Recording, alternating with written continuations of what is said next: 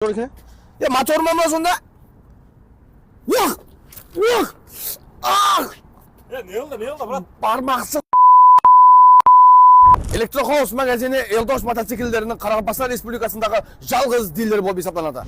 Hem de барлық стандарттарға жауап беретін Eldoş motosikillerін халқымызға ұсынады. Республикамыз бойлап барлық тамирашыларды бірге істесуге шақырып қаламыз. Eldoş motosikillerін пұл өткеру hem de реализацияға алсаңыз болады. Manzil бұрынғы Максим Горький көшесі Ресицкий больницаның қарама-қарсысында. Толық мағлұматты төмендегі нөмірлерден hem de Instagram аккаунттан алсаңыз болады.